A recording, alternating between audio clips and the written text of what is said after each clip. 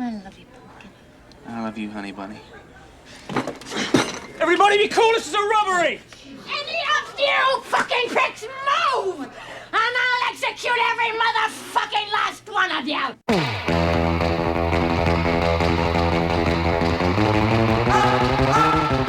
Sim, finalmente começando o terceiro episódio do Mal Passado ao Ponto, um podcast experimental em que a gente aborda de tudo um pouco. Eu sou Gilmar de Souto, estudante de rádio e TV e apresentador do podcast, e a temática de hoje é Quentin Tarantino, ou seja, vamos passar um pouco da filmografia e da história do cara e abordar algumas questões que tem a ver com o filme dele. Então, adiantando que teremos pequenos spoilers dos filmes, mas nada que vá comprometer a sua experiência audiovisual assistindo alguma obra dele. Para essa temática, eu trouxe aqui na bancada comigo ele, Edu. Olá, meu nome é Eduardo Torres, sou estudante também de rádio e TV e tá sendo um prazer estar participando desse mini debate sobre o grande, talvez muito superestimado Quentin Tarantino.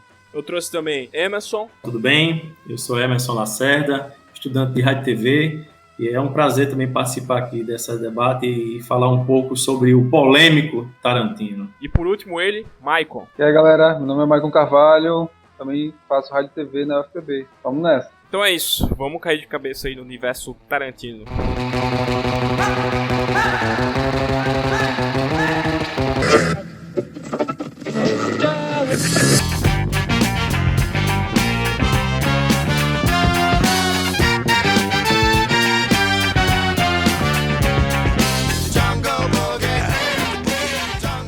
Eu queria começar soltando uma pergunta aqui na mesa, que é como é que um cara que era balconista, como o Celton Mello diz, lá em Deus Me Livre, em poucos anos se torna um aclamado diretor de cinema e, vencedor de Oscar de melhor roteiro original. Bom, eu acho que primeiro a gente tem que entender que existem fatores, né? Eu acho que o talento, ele é importante, mas existem questões que vão além de você ser apenas foda no que você faz. Você tem que estar no lugar certo, conhecer as pessoas certas e se jogar da forma que você possa aprender a se sair, né, dos problemas que podem vir nessa se jogar, né? Por exemplo, tem casos em Hollywood de que a galera se jogou em determinadas produções e que tinham certos viés de abuso de poder, abuso sexual. E você tá no meio de um jogo muito escroto da relação humana, né? Você tem um poder sobre algo, que é ter grana para fazer um filme, ou ser dono de alguma produtora, ou ter conhecimento sobre isso. E aí eu acho que, além do talento, você tem que saber lidar com essas questões. Tarantino, ele não é apenas Tarantino porque é foda no roteiro, mas principalmente porque ele entendeu como circular nesse meio, nesse lugar, e impor a sua visão de narrativa. Tanto é que quando estava lendo um pouco sobre ele, eu vi que quando ele se mudou para Los Angeles e começou a andar ali com o pessoal ali, uma galera assim da classe de baixo ali de Hollywood e tal, a galera mais acessível, ele foi fazendo os networkzinhos dele, ia nas festas e tal, e ele conseguiu vender 2 roteiros, né, que foi o do Assassinos por Natureza e, se eu não me engano, foi do Amor a Queima-Roupa. A Queima-Roupa. E foi a grana desses roteiros que ele conseguiu fazer o primeiro filme, né? Inclusive, teve até uma história que eu vi dele, que ele guardou o roteiro do Cães de Aluguel, porque ele sabia que ele ia levantar uns trocados com os outros roteiros que ele vendeu, e ia chegar com Cães de Aluguel com o pé na porta, tá entendendo? E dito e feito. Ele conheceu um cara numa festa que conhecia a esposa do Harvey Keitel. Harvey Keitel é o cara que faz o lobo no Pulp Fiction. Mr. White no Cães de Aluguel. Faz o Mr. White no Cães de Aluguel. Ele conheceu a esposa do Harvey Keitel, a esposa do Harvey Keitel que convenceu o cara a participar do projeto. Tanto é que ele participou além de ator, produtor executivo.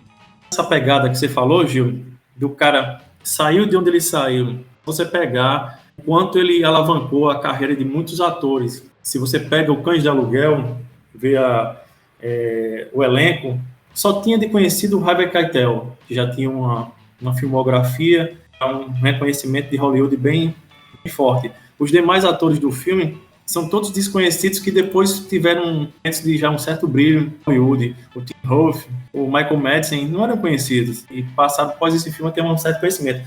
Isso, indo para outra ponta da carreira de Tarantino, quando ele pegava depois o Christopher Waltz, que era totalmente desconhecido no filme que fez com ele, foi Bastardos Inglórios, depois foi alavancado a um conhecimento mundial que por participar de filmes famosos, franquia 007 como vilão e outros assim.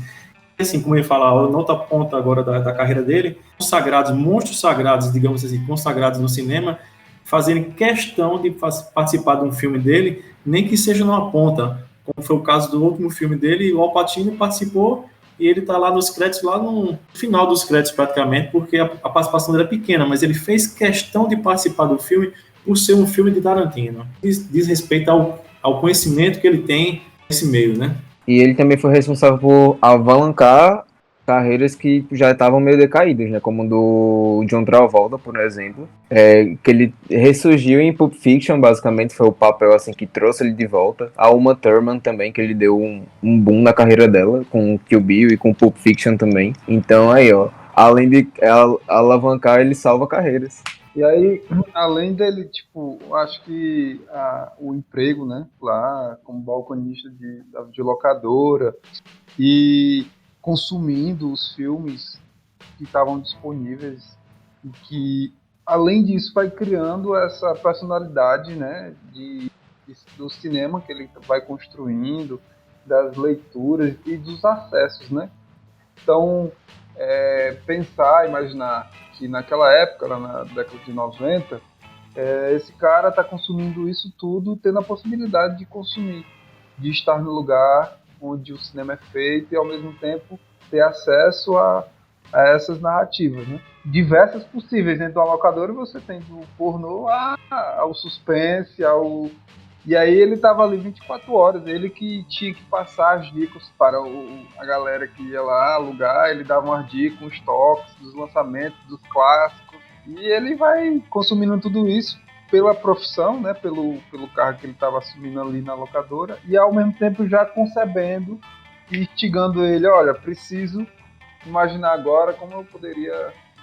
inclusive tem uma filmografia que ele curtia muito nessa época, que era uma filmografia australiana.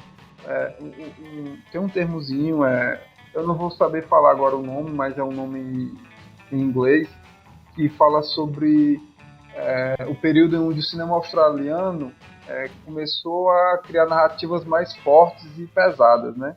O governo australiano tirou a censura e investiu dinheiro para a galera mostrar a Austrália para o mundo. Aí onde tem o Mad Max, tem essa coisa mais futurística e distópica, e ao mesmo tempo outras coisas mais violentas, com cunhos sexuais.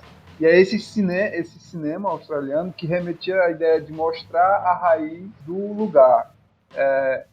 Unsploitation. Unsploitation, isso. E aí isso vai criando, você de uma certa forma vai consumindo esse filme, vai criando além de Hollywood, né? Você vai quebrando aquela sua visão apenas de ter como um parâmetro aquilo que estava sendo feito pela indústria, né? E aí, por isso que eu acho que ele é celebrado, porque ele vai quebrando isso, né? Ele vai trazendo narrativas que vai, ao mesmo tempo que existe muito da indústria, mas ao mesmo tempo se torna algo meio que independente dentro da dependência da indústria. Tu falou desse caso do governo da Austrália, aconteceu uma coisa bem parecida com a Coreia, né? A Coreia do Sul, que o governo investiu pesado, né? Tanto no cinema como na música, para gerar esse turismo, esse falatório, e deu no que deu, né? O K-pop tá dominando o mundo e Parasita ganhou o Oscar. Ele tinha uma imagem inicial na carreira dele, ser um cara bastante inventivo, digamos, ideias novas, tudo mais, mas foi sempre muito atrelado à imagem dele, justamente isso que ele carreou do cinema australiano, dessas produções que eram feitas nos anos 70 e 80, que eram muito cheias de sexo e violência ao extremo, muito atrelada à imagem dele, e isso causou dois tipos de pessoas. no que diz respeito à visão de Tarantino. Ame ou odeio. Você não pegava, às vezes, uma pessoa que dizia, eu gosto, não. Ou você gostava muito ou você não gostava muito. Muito atrelado nisso, da violência que ele imprimia nos seus filmes. Lógico, isso não diminuiu, isso não sumiu o portfólio de filme dele, mas com certeza diminuiu muito. Basta pegar uma curiosidade, nas cenas de Kill Bill, foram usados 450 galões de sangue. Posso filmar todo o filme. Ensinando o Kill Bill que eles jorram, os caras que a noiva vai matando, vai jorrando água, porque acabou o sangue na cena. Sim, teve isso. Aí tem outras características que também vão... tipo, ele só filma em película, aí já traz uma outra característica do cinema dele, né? Aquela coisa mais purista da imagem. Ele não tem efeitos visuais, ele não trabalha com efeitos visuais, então muitas coisas são realmente feitas na hora, com os dublês e ao mesmo tempo com os atores. E aí você vai criando a personalidade, né? Você vai criando a personalidade da figura e, lógico, quando você vai ganhando visibilidade, dando retorno ao produtor que está te bancando, ele vai bancar sua genialidade até chegar a um ponto em errar a mão e dizer, não, peraí, vamos voltar de novo para aquilo ali que foi o início. Ou ele mesmo pode financiar os próprios filmes agora, né? Tipo, o Oito Odiados foi um baixíssimo orçamento. E para eles lá, baixíssimo orçamento é 20 milhões, 40 milhões. Então, imaginar que você gastar 40 milhões numa narrativa de Quentin Tarantino e você poder ganhar 700 milhões em cima, aí você pode bancar uma grana, botar uma grana num cara desse, porque sabe que vai ter um retorno. Outra característica dele, bem própria dele, os filmes dele não são lineares, né? Se você parar para ver, todos os filmes dele não seguem uma ordem cronológica linear. Prova de Morte é o único filme dele que é uma narrativa linear. Outras todas vão e vêm, e isso sem perder o fio da história. Você não consegue se perder, digamos assim. Ele faz isso muito bem, de uma forma magistral. E vir numa história fantástica.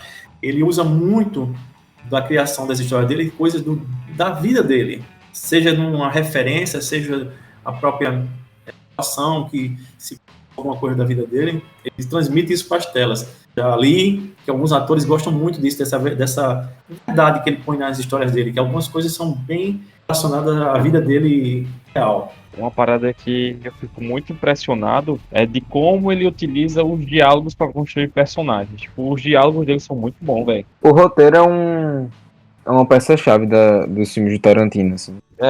Porque se tu pegar o Pulp Fiction e você consegue montar ele de maneira linear, você consegue ter a história lá na linearidade, porque perde todo o brilho do filme e do roteiro que ele construiu daquela forma não linear, tá ligado?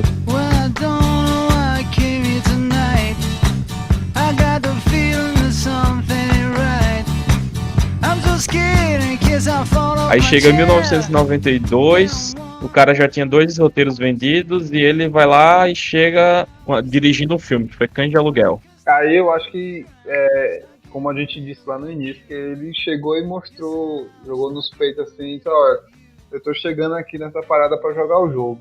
Foi uma revolução, né? Cães de Aluguel, porque tem uma premissa no cinema que você não fala, você mostra. Só que no cinema de Tarantino ele fala demais, mas ao mesmo tempo não perde o guia, né? Não perde o rumo que a história quer contar.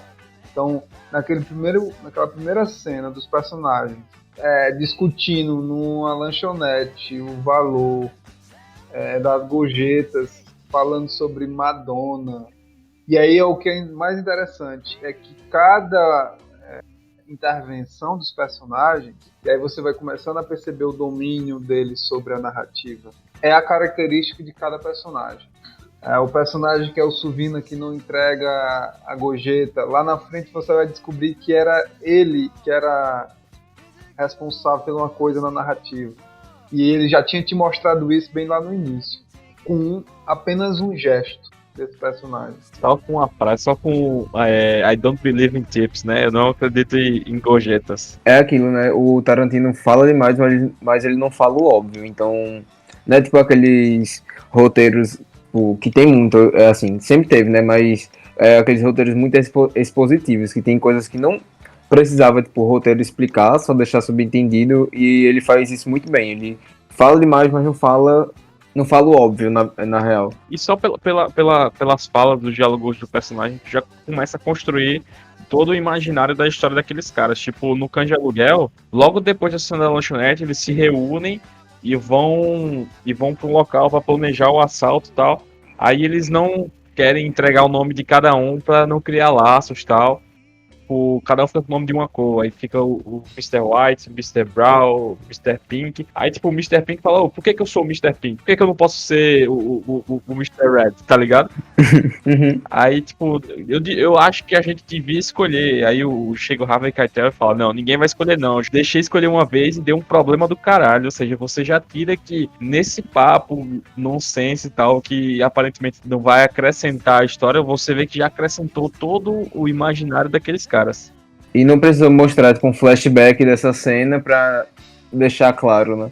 Cães de Aluguel, eu acho que Cães de Aluguel é um dos filmes que tem mais, assim, o que eu imagino que seja Tarantino, assim, na direção dele. Eu acho que é o filme mais, sei lá, um dos filmes mais... Eu acho que é o que justamente desponta, né? É o primeiro filme que mostra que ele tem essa força narrativa. Principalmente pelas circunstâncias, né? Ele só tinha o dinheiro da venda dos roteiros. Então ele não tinha muita grana para filmar. Porque você vai filmar em Hollywood com $1 milhão, você não filma. Você só filma se você tiver uma narrativa muito enxuta, concepções de cenários bem... e uma galera que vai acreditar no que você está fazendo ali. É o que ele tinha nas mãos.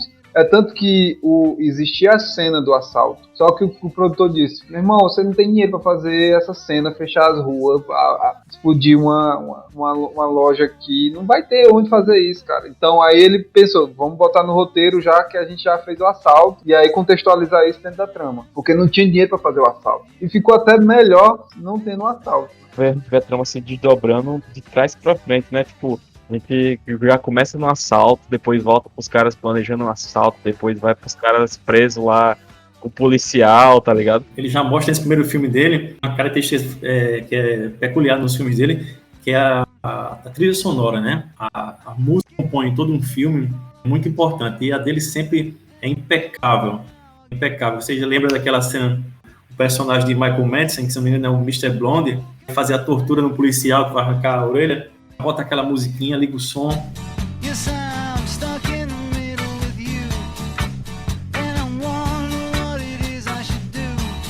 Faz parte dos filmes dele. E o próximo filme dele aí que vai ser espetacular, a trilha sonora, né? Gosto desse primeiro que ele é craque nisso também. Eu acho que em todo filme de Tarantino ele tem uma trilha sonora que é... muito característica.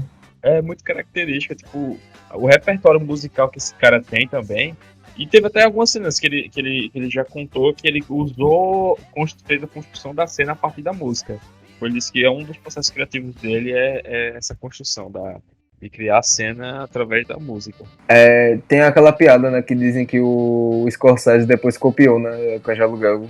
Sim, é. Tem essa piada que Infiltrados, na verdade, é um filme do Tarantino, não do Scorsese. Mas é muito doido isso, porque sempre existem características de outras narrativas, né? Por exemplo, essa ideia de fazer esses flashbacks e voltar, já teve um filme mudo que fez isso. Na década de 50, Kubrick fez isso com um filme, O Grande Golpe, que era totalmente isso, assim, era se você pegar Pulp Fiction, até dizem que Tarantino imitou Kubrick nessa questão. É idêntico. Só que na década de 50 era mais complicado você colocar isso nas narrativas, porque o público não estava acostumado de entender isso. Inclusive, até no próprio filme, quem quiser assistir, é só procurar aí. Existe um narrador que fala as horas e o dia, para não confundir o público, né, da época, da década de 50. Tipo... 11h45, lá não sei aonde, aí voltam no dia anterior, aí o narrador fala. É diferente, lógico, a gente está agora na década de 90, e aí as narrativas são mais fluidas e os cortes são mais bruscos, que a gente não vai entender mais ou menos. Existem essas técnicas e várias técnicas que surgiram durante a longa evolução do cinema, né? E aí os gênios vão se apropriando e vão fazendo releituras dessas questões mais técnicas, narrativas e visuais.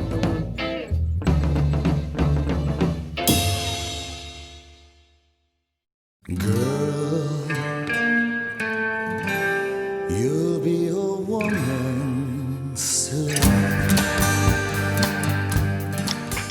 Pulp Fiction, que foi o primeiro filme, que foi um dos filmes, na verdade, daquele, assim, de uma forma bem brasileirada, né, que quebra a caixola, né, que buga a mente, assim, é um dos mais lembrados desse gênero, né, entre aspas.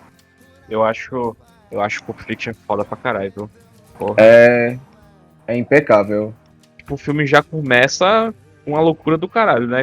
Um casal assaltando uma loja, um restaurantezinho, uma lanchonete. Aí beleza, aí depois o filme parte pra dois caras, tipo, dentro do carro, conversando. Aí você já volta naquele negócio do diálogo. Tipo, eles estão lá conversando.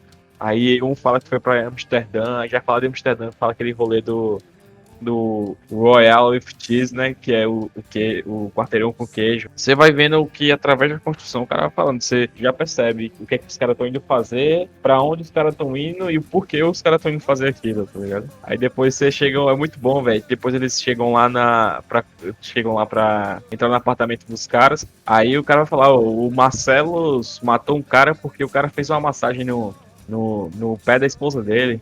Aí o cara, pô, velho, pra que isso? Então, vai matar o cara pra ir. O que é que tu acha se eu fizesse uma massagem no pé da tua esposa?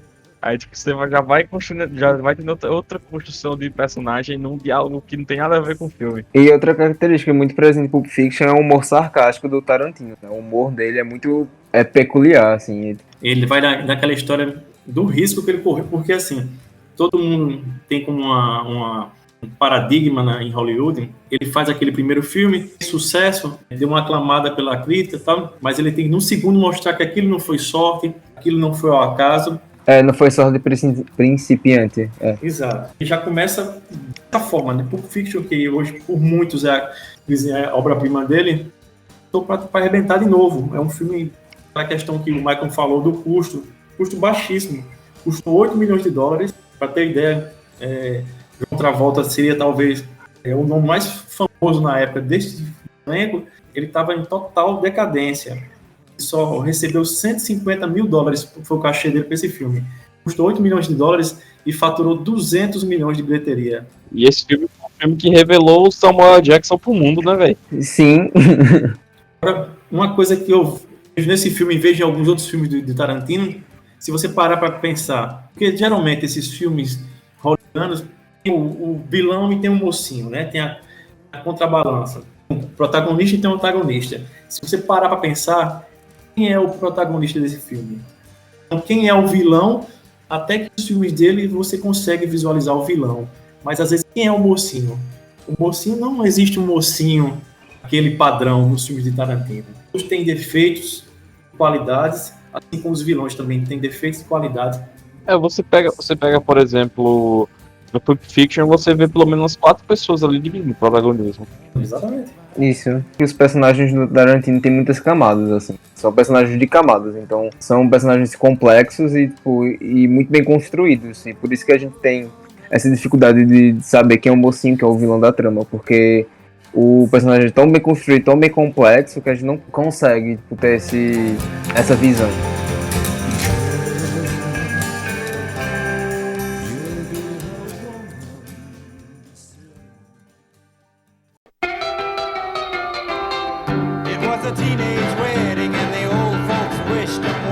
Cenas de Pulp Fiction aí que vocês se lembram, cenas marcantes. A clássica da boate, né, da dança da Uma Thurman com o John Travolta, que assim, até hoje é um marco. Tem a do Samuel Jackson, né, recitando o versículo da Bíblia, que é um marco, assim. Acho que essas duas são as mais marcantes, né? As mais marcantes do filme, que ficam no imaginário até hoje, né, das pessoas. E a violência, né, do filme inteiro, assim, o filme inteiro é bastante violento. Assim. Todas as cenas com violência do filme são extremamente marcantes. Eu acho que eu acho que a questão da cultura da violência que é tratada, né, nos filmes de Tarantino tem muito a ver com o que a década de 90 foi, né? E como isso inspirou essas narrativas.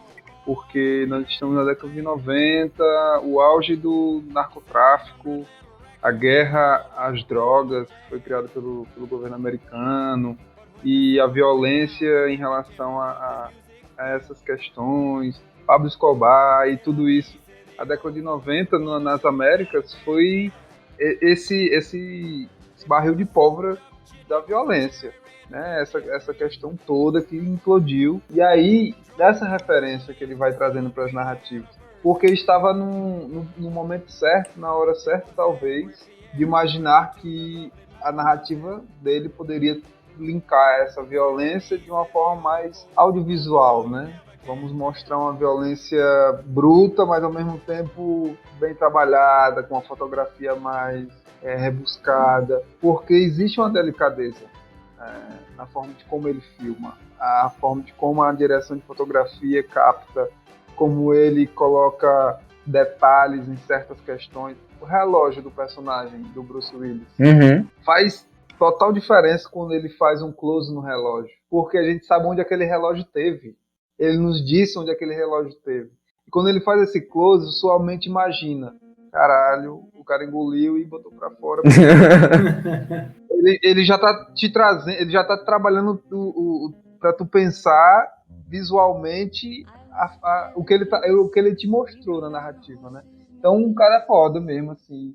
Existem coisas que a gente pensa assim, que tá lá em vão dentro da narrativa, tipo um close num corte de um pão, mas aí você entende que aquilo é a delicadeza do personagem, que é extremamente violento, mas ele está fazendo um pão, um sanduíche para a filha, que é em Kill Bill, né? O cara lá, o Bill, ele está fazendo um sanduíche. Ele é um cara extremamente violento, abusivo, o cara que mandou fuder com a mãe da filha dele, e ele está preparando um sanduíche como se fosse um grande pai de família. E ele mostra isso nos detalhes. Aquilo não era em vão, é para dizer assim, que além dele ser isso, esse criminoso, ele também é um bom pai. Bang, bang. I shot you down, bang, bang. You hit the ground, bang, bang. That awful sound.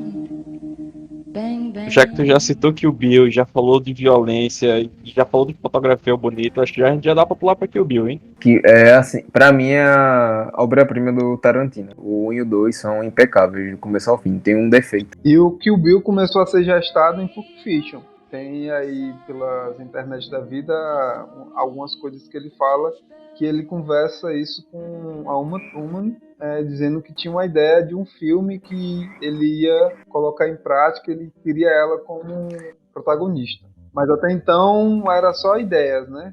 Ainda não tinha nada de roteiro escrito. Tipo, no Kill Bill, acho que você vê ele colocando em prática toda aquela pilha de conhecimento de cinema que ele tinha, principalmente cinema tipo de Kung Fu. Que você vê todos aqueles elementos, você vê ele colocando em prática, tipo, no 1 e no 2. Você se empolga assistindo as cenas, tá ligado? Não tem uma cena que você não fica assim frenético acompanhando. O filme é impecável. Interessante que Kill Bill pode ter sido um filme só, né? Ele filmou um filme só, digamos assim. Foi tão longo, Miramax, que era a produtora do filme, acabou pedindo para dividir em duas partes. Ele teve 6 meses de lançamento de um para o outro, porque na verdade foi um filme só. Era muito longo. Tanto que tem gente que considera que o Bill só um filme, né? Se fosse só, não é como se... Enfim. Eu entendi.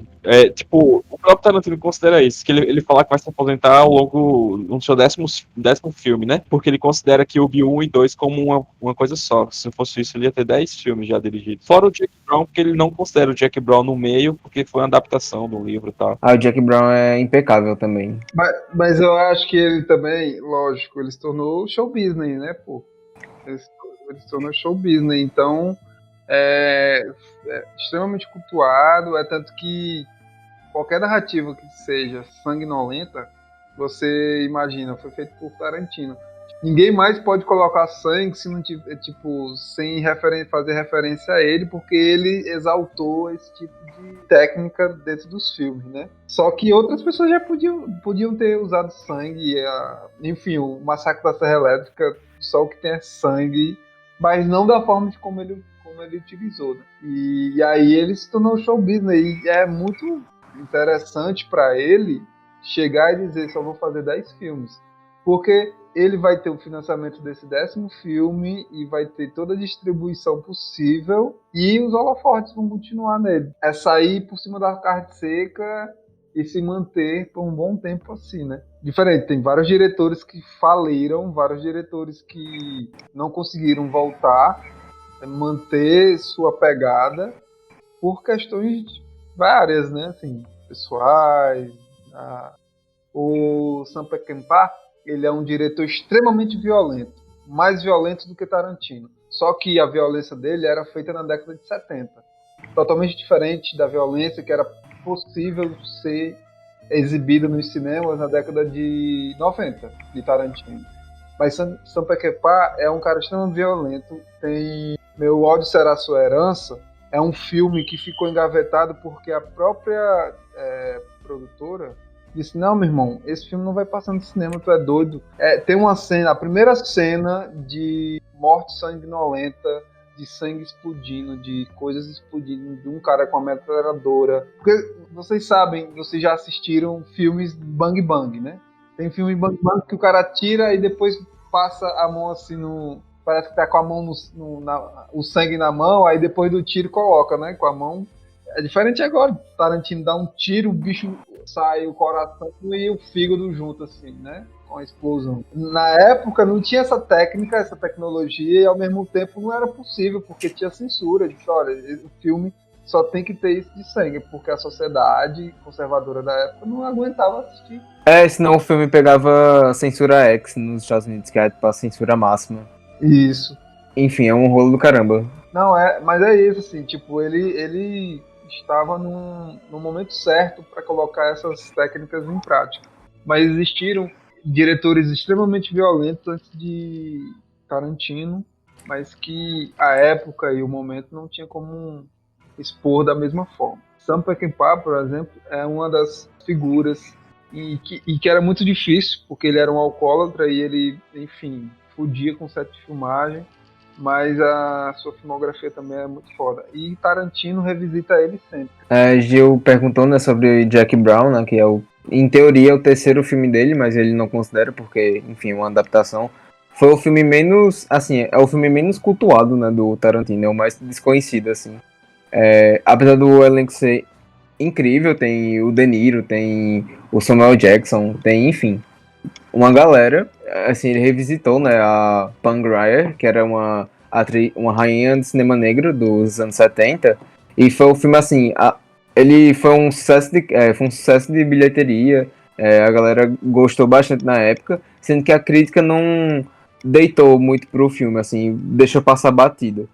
Mas ele foi indicado ao Oscar direitinho, mas enfim, é muito bom, mas é bem mediano, assim, comparado com os outros filmes dele.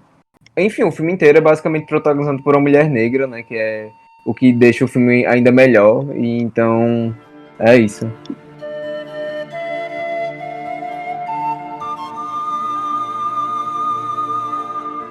O que tem mais pra comentar assim de Bill 1 e 2? Acho que tem umas cenas que são foda pra caralho, né, velho? Todas as cenas de ação. As lutas da noiva com a galera lá, que, enfim, né, com os inimigos dela são maravilhosas. Velho, eu acho que o ponto alto, assim, é a relação dela, sabe com quem? Com o Pai Mei, velho. Eu gosto do Pai Mei pra caralho, velho. Sim.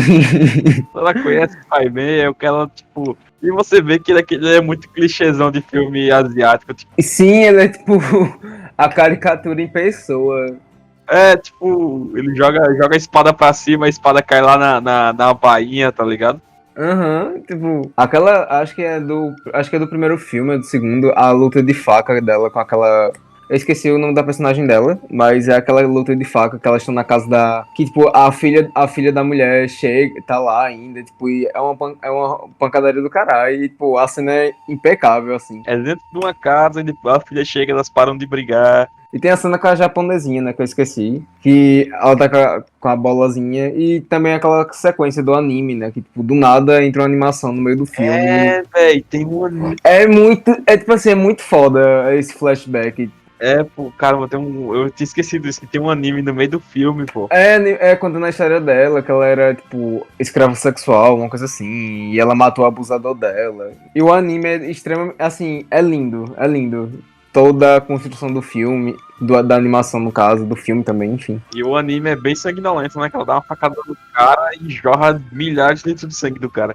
É que o Bill tem. No final do Kill Bill 2 tem um diálogo que eu acho foda, hein? Do Bill com a noiva. Quando essa cena que o Michael comentou anteriormente, dele lá cortando o sanduíchezinho e conversando com ela, e ele vai falando, tipo, quando você vê toda a construção dela tentando ser aquela mãe de família, entre aspas, normal e tal.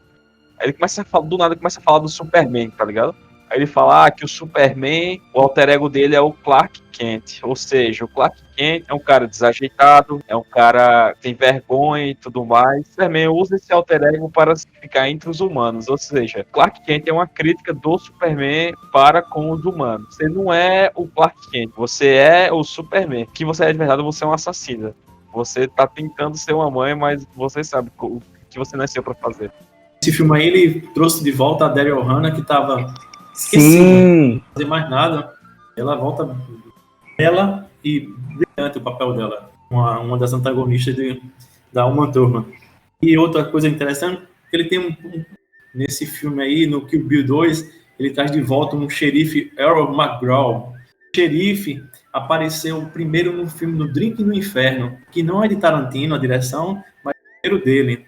No Drink no Inferno, esse xerife foi morto lá. De novo, esse mesmo personagem desse filme aí. Aparece o Samuel Jackson também. Sim, o Samuel Jackson tá no filme. Não, a Daryl Hannah faz a que não tem um olho, né? Que Isso, usa um tapumezinho, né? tem aquela cena icônica do hospital, né? Que ela vai. Que tem toda aquela questão com a trilha sonora, né? Que a música foi extremamente famosa também. Depois do filme. Como eu trabalho em hospital, volta e meia eu ficava andando nos corredores do hospital de madrugada, só assoviando esse assoviozinho aí, só pra fazer referência ao filme. Perfeito. A cena quando a noiva arranca outro olho dela, né? Spoiler pra quem não assistiu, né? E ela joga ela no canteiro com a cobra. É perfeito esse filme. Não tem um defeito. É muita loucura, que é tipo duas lutas de katana, uma espada gigante. Sim! Um trailerzinho, tamanho de nada.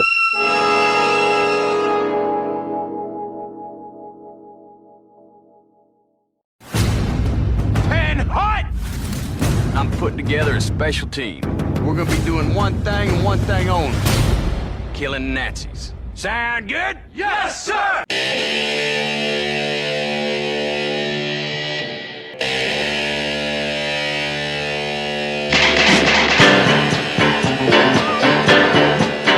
Depois chega o quê? Os Bastardos Inglórios, né, velho?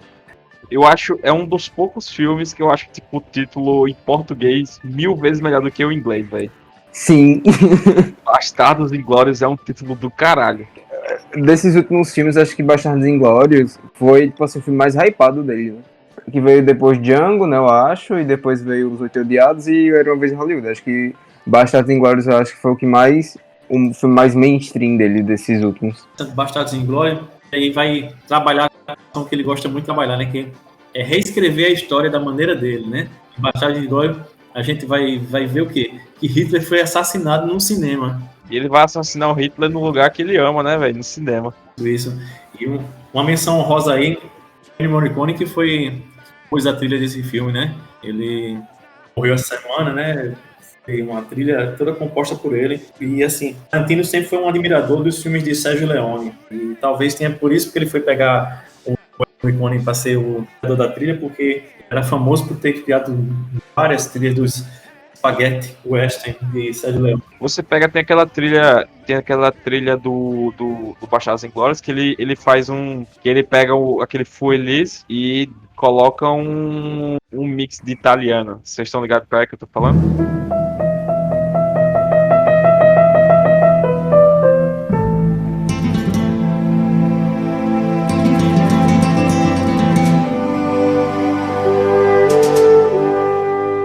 Curiosidade de Bastardos Inglórios também. Outra cena que eu achei icônica, aquela do bar. aquela cena durou 25 minutos. No primeiro inicial, tinha 80 páginas. Aí você tira, seriam 80 minutos de cena. Eles conseguiram compactar de uma forma que ficou 25 minutos. Mas é fantástica se você vê aquela cena que passa assim, as situações e você vê a troca dos olhares aquele general alemão que chega depois lá, os alemães falsos que estão lá, você já vê pelo olhar que vai acontecer alguma coisa ali, vai ter sangue, digamos assim, mas isso tudo vai ficando cada vez mais crescendo aquele suspense e aquela tensão, e para nós, espectadores comuns, aquele gesto de pedir 3 copos de cerveja, se não me engano, né, 3 taças, a gente é normal, né, mas só para quem, digamos assim, da Alemanha e no caso o criador do filme, viu naquele momento dos 3 que ele faz daquela forma, que entregou que eles não eram alemães. Muito, muito, muito bacana. Aliás, o Christopher Waltz, né, ganhou o Oscar de melhor ator coadjuvante com Bastardos Inglórios. Ele tem uma atuação foda pra caralho. Tem um elemento no começo do filme que é aquilo que o Michael falou do Bill. Porque ele chega na casa do francês lá e começa a conversar. Ele muito educado, chega lá. Você vê ele intimidando o cara de maneira educada e bebendo leite, velho. Sim. O cara fazendo uma parada extremamente mundana, extremamente diária. Ele se apresenta, tá ligado? Eu sou o caçador de judeu, né? Jill Hunter, se não me engano, se não me falha a memória. E você vê todo esse elemento de construção, velho. Só teve uma parada, assim, que me incomodou no filme. Eu senti falta dos bastardos, tipo, de ter mais cena da galera, dos bastardos Inglórios, tá ligado? Eu senti mais falta da violência. Tipo. Acostumado com a violência. Nesse filme, ele catapultou 2 atores ao estrelato. O próprio Christopher Waltz, que a gente falou. O Michael Fassbender, que não era tão conhecido até aí. Tinha um filme aqui, outro ali, algumas séries, mas aí ele foi catapultado a uma estrela, né? Que depois futuramente ganhou o Oscar, né? E também o Daniel Brühl, que eu não sei pronunciar o sobrenome dele, mas ele também deu uma guinadazinha na carreira dele. Que ele faz o Frederick. Isso. Ele... O filme dos alemães, né? Dos nazistas. É, isso. E uma curiosidade desse filme só, mais uma curiosidade, um dos bastardos, Brutamontes grandão, ele é diretor, né? Ele é diretor de alguns filmes aí, e tem um filme que ele fez sobre Quentin Tarantino. Eu acho que o filme... Aquele que ele fala que é o urso judeu, que é o cara do taco de beisebol que tu tá falando? Exatamente. Um documentário que ele fala sobre toda a carreira de Tarantino. Ele que dirigiu um documentário tendo de alguns atores que trabalham com ele, o Christopher Waltz, Samuel L. Jackson, documentário. Vai passar em breve. Eu ouvi falar desse documentário mesmo. A galera tava criando um hypezinho. Não sei qual vai ser o nome no Brasil, mas em inglês é KT8, The First 8. Os primeiros oitavos, digamos assim. Eu acho que justamente ele faz uma retrospectiva dos primeiros 8 filmes do Tarantino, né? Será que ele vai falar sobre Foxy Brown?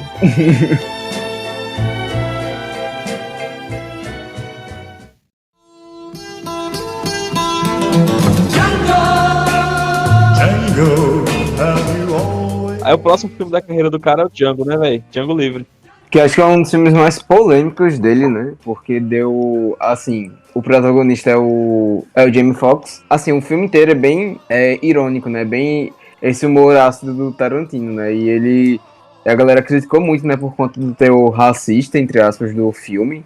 Que, enfim, o personagem, a galera não gostou muito, né? Teve uma galera que não curtiu muito o enredo do filme. Inclusive, o próprio Spike Lee Isso. Fez altas críticas e... Tanto que o DiCaprio, quando falava, né, quando o personagem dele era extremamente racista. Quando ele contracenava com o Jamie Foxx, ele pedia desculpa. E eu fiquei eu assisti, né, quando eu assisti pela primeira vez, eu fiquei bastante incomodado, né, com o filme, assim, com algumas coisas do roteiro. E, assim, eu me senti um pouco mal, assim, e deu uns gatilhos, como a galera fala. Você se sentiu atingido, no caso, pela fala do personagem. Isso. O meio que... Eu tô falando da minha visão, assim. Eu acho que às vezes transpareceu um pouco, assim, do roteiro, sabe? Eu acho que o Tarantino meio que... Não, eu tô supondo, né? Não tô afirmando isso, mas dá pra transparecer que ele aproveitou, assim. Pra soltar o verbo. Pra soltar o verbo, é isso. Teve... Quando tu falou que a galera reclamou e tal, eu pensei que você ia falar daquela cena da Ku Klux Klan, que eu vi a galera reclamando também. Não, eu também, foi um dos grandes alvos, né, de críticas do filme foi essa cena. Inclusive o Spike Lee fala dela na carta que ele. No artigo, não lembro que ele. Na nota que ele soltou sobre o filme. É tipo você ter uma ideia. Eu acho que é bem interessante o que a trama, a narrativa constrói, né? Um escravo que vai ser transformado em herói para salvar a sua companheira. Só que aí, tipo, o seu lugar de fala nisso, né? Como você consegue se encaixar nisso? Eu fico imaginando o Django Livre sendo escrito e dirigido pelo Spike Lee, por exemplo. Qual a diferença que seria nessa questão de visão, de local de fala, enfim. Seria outro filme, basicamente, né? Mas imagina se esse enredo fosse feito pelo Spike Lee. Com aquele elenco. O elenco do Django. Com aquele elenco, sabe?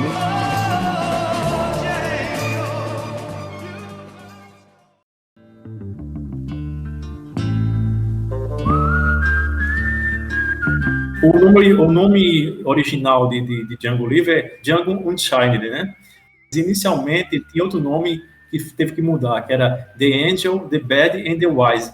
Uma homenagem que ele fez ao Sérgio Leone. Aquilo que eu falei anteriormente, era muito fã do Sérgio Leone, ia fazer o anjo, o mal e The Wise, eu não sei o que quer dizer, mas ele estava fazendo referência aos 3 homens em conflito, né? Que é o The Bad, The Ugly e The Priest, se não me engano. The Bad, The Good e The Ugly, né? Good e The Ugly, é isso, desculpa. E ele sempre faz essa referência quando ele gosta muito de uma coisa. Aquilo que a gente falou no início do nosso podcast, por que ele chegou ao estrelato e de onde ele veio e tal, também é muito trabalho. Michael falou que, né, às vezes não é só a questão do cara ter as ideias, do cara ser brilhante, é muita questão de trabalho. Ele pegou das filmagens do Django e alugou um cinema na cidade, que ele fez isso numa cidade pequena, se não me engano, foi Jackson Bowling. Ele alugou alugou um cinema local para ficar exibindo os filmes de faroeste da coleção dele. Tipo assim, pegando daqui, vendo aquela cena ali, e aí, será que o cara é perfeccionista? Exatamente, você constrói uma carreira colocando o seu ponto de vista, né, fincando o pé, e tem até uma frase de Walter Carvalho, que é um diretor de fotografia, ele fala que ele, como diretor, quando ele chega no set como diretor de fotografia, ele pega o tripé da câmera e diz, finca num lugar e diz, é aqui que eu tenho que gravar essa cena. Mas o diretor quer do outro lado, porque ele acha que é aqui esse momento, é esse lugar. Não tem como ser diferente, porque eu sei, estudei, tenho a técnica e esse lugar é o melhor lugar para se fazer a fotografia desse filme.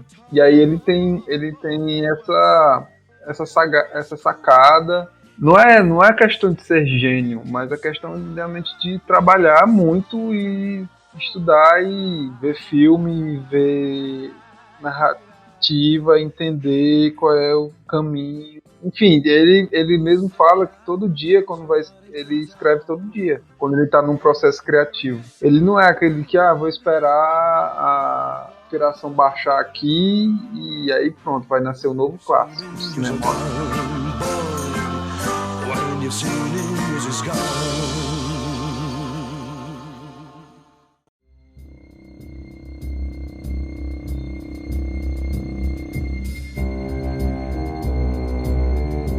Aí depois de um western, ele pula pra outro western, né, velho, que é Os Oito Odiados. Que é maravilhoso, que é meu filme favorito do Tarantino. Tem uma amiga minha, Isabelle, inclusive um abraço pra Isabelle. Ela odiou, hein, Os Oito Odiados. Ela dormiu, acho que ela tentou ver 5 vezes, se não me engano, ela dormiu todas. É que eu acho que o Oito Odiados, como é um filme muito de diálogo, é muito teatral, a estrutura inteira do filme é teatral, na verdade. Muita gente não gostou, assim, não é, assim, muita gente não gosta e muita gente gosta, assim, ou você ama ou você odeia Os Oito Odiados. É porque é aquele tipo de filme que você tem que estar predisposto a assistir, tá ligado? Tipo, não é aquele... Eu não consigo... Acho que eu não conseguiria assistir Os Oito Odiados, tipo, tô aqui sem fazer nada, coloca esse filme pra assistir aí, tá ligado? Não, eu ia falar que é um exemplo desse... Um exemplo é Roma também, que é um filme assim, né, que você... não tô sem nada pra fazer, vou assistir Roma. Tipo, é a mesma coisa com Os Oito Odiados. Uhum. E é tudo... O filme mal tem ação, né, velho? É só diálogo. Acho que a ação fica mais pro final, né, que tem toda aquela cena...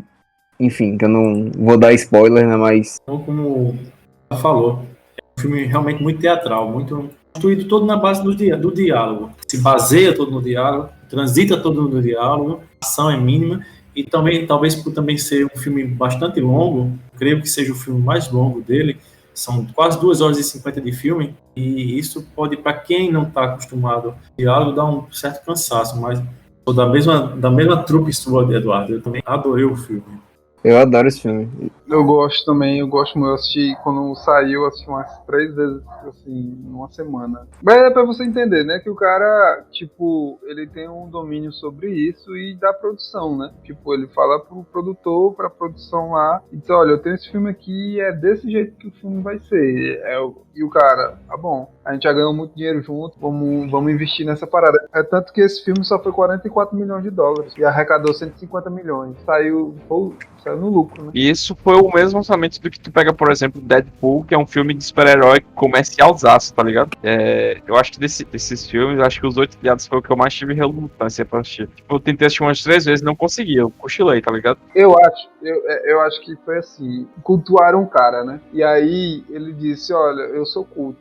E agora, se você acha que eu não sou, não assiste esse filme não, então. Porque é um dos filmes que ele diz assim, eu posso também ser assim, eu posso também fazer essa narrativa. Que é uma coisa mais lenta e didática ao mesmo tempo, mas que tem as reviravoltas e que não tem aquele sangue jorrando ao mesmo tempo direto na tela, né? E ao mesmo tempo você vê técnica de fotografia, de narrativa, de interpretação, direção de arte. É perfeito. E grande parte e como o filme é muito de elenco, né, muito de interpretação, 2 pontos altos do filme é a Jennifer Jason e o Samuel Jackson. O filme é deles, basicamente. E tem o Kurt Russell também, que tá muito bom. E é da hora a relação dos dois, tipo, deles, tipo... Tem uma cena que tá os 3 na carruagem. Aí eles dois estão conversando lá, vai lá e se intrometem, aí o Samuel Jackson vai lá, é muito caricato, tá ligado? Ele vai lá e começa a bater nela. Os dois discutindo lá, ela vai lá e ofende o outro cara. Aí ele vai lá e bate ela também, tipo, você vai ver no rosto dela, tipo, vai se machucando de uma forma muito caricata, tá ligado? Tipo, chega, Sim. Você vai meio que rindo de nervoso, tá ligado?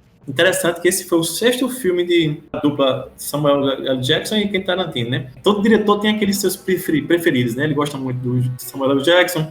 Michael Madsen também, né? Leva pra caralho. O Madsen, o Kurt Russell, a própria Uma Thurman, DiCaprio também, ele tem uns filmes com ele. Mas o Martin Scorsese tem os queridos dele, né? Tem o DiCaprio em todo o filme, Robert De Niro. Cada diretor tem seus preferidos.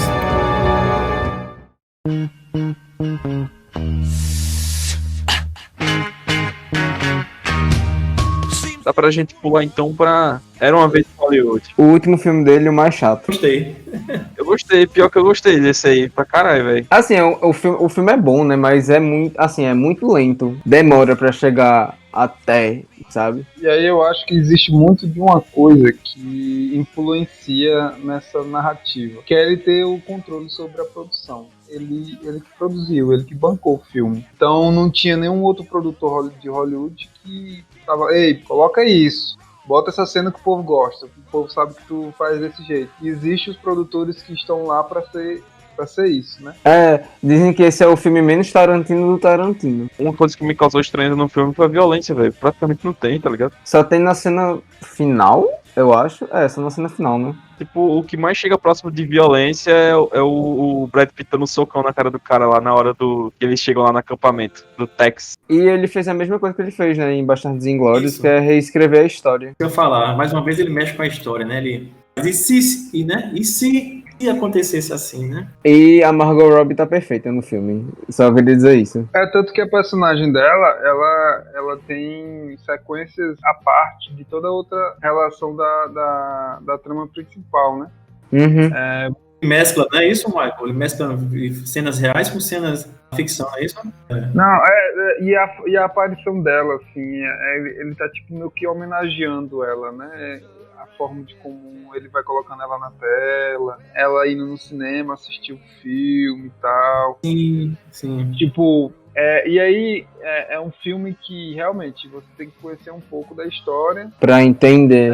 Pra você ficar meio situado na história, porque você pensa, quem é essa galega aí, que ele tanto tá enfatizando. Foi isso que eu já ouvi a galera falar, que não curtiu o final do filme, porque achou que o filme não tinha final, tá ligado? Só que, tipo, pra você enxergar o final do filme, acho que você tem que saber a história, porque aí você fala, o final do filme é esse, que a história meio que mudou, agora a Sharon Tate tá viva, Ela não morreu, ela não foi assassinada naquela noite. Ah, o filme também é muito bonito, né? Tanto que ganhou um monte de Oscar.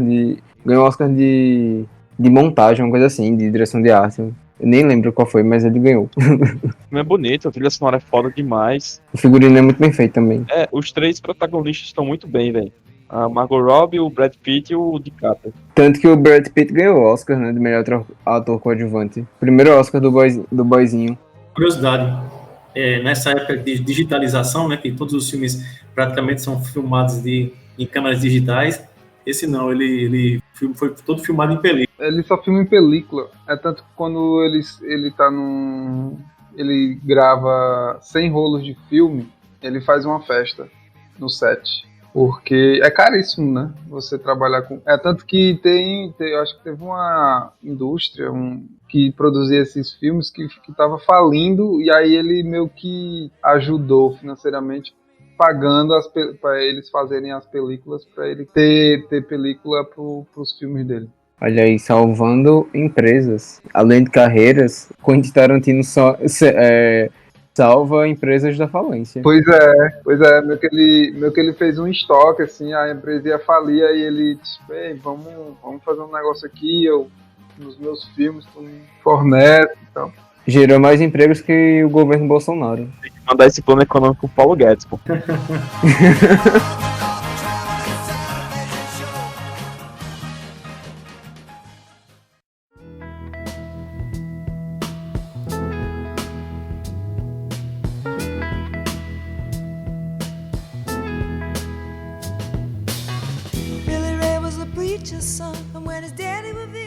Todo mundo aqui viu o curto do Selton Mello? Eu vi o resumo que tu mandou. Aquele tu mandou também, bem rapidamente. De um olho no gato, outro no peixe. Inclusive, quem estiver ouvindo isso aqui, procura assim no YouTube o curta. Se chama Tarantino's Mind. Ou seja, a mente de Tarantino em inglês.